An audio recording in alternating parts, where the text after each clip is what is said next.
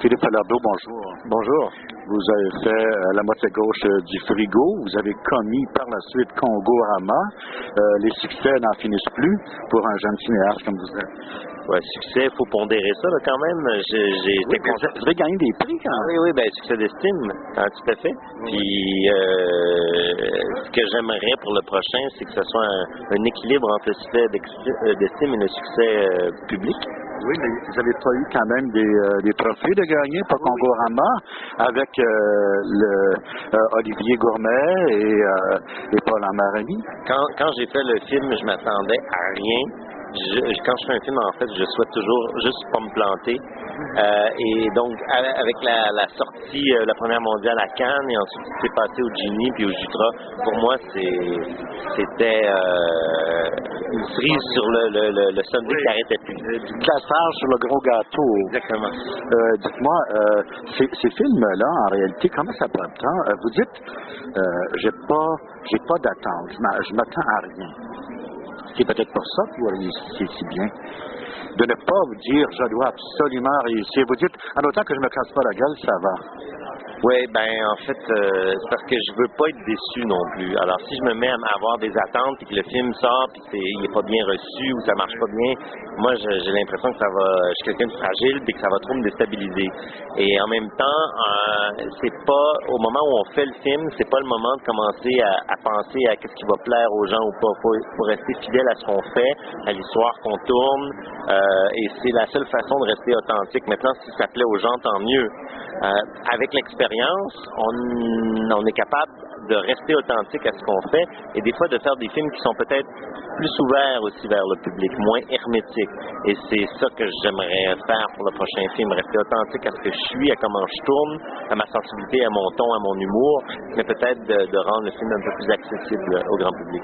Comment ça se décide, un film? C'est une idée que vous avez, puis pour plancher avec devant l'écran noir pour écrire un synopsis? Comment ça se passe?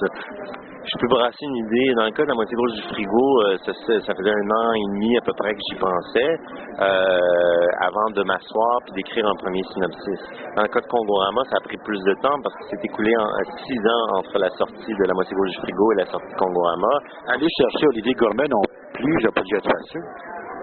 Ben, son horaire est quand même très chargé. C'est ça qui était difficile, c'était son horaire. Parce qu'aller le chercher, ça s'est avéré assez facile. On lui a envoyé le scénario via son agente et le producteur belge, parce que c'est une coproduction, le connaissait aussi. Et donc, on savait que le scénario se rendrait jusqu'à lui. Et c'est un gars qui est très rigoureux. Il a lu le scénario, il était intéressé. Après ça, ça devenait une question d'horaire, effectivement, parce qu'il tourne tellement en Europe. C'est ça qui était dur. Mais finalement, ça a été beaucoup plus facile que j'aurais imaginé. Comment vous avez réagi quand vous avez constaté qu'il avait gagné le prix de la meilleure interprétation avec Paul? Moi, j'étais à la fois euphorique et déçu qu'il ne soit pas là. Et on avait tout fait pour qu'il soit là, sauf qu'il tournait le lendemain en France. Il était sur une production. Il aurait vraiment souhaité. Mais il semblerait qu'une équipe de Radio-Canada est allée lui remettre son Jutra en France. Ah bon? Mais c'est quand même une auréole pour vous d'avoir un grand comédien international comme ça. Tout à fait, mais c'est je pense, qui explique aussi le fait que le film a été acheté en France, qu'il a passé à Cannes, qu'il a eu un succès dans les festivals, parce que c'est un comédien qui est très connu des festivaliers, des programmateurs de festivals. Donc c'est sûr que ça a donné une dimension critique au film. Philippe Falardeau, en terminant, vous avez un autre film en préparation, vous êtes en pré-prod?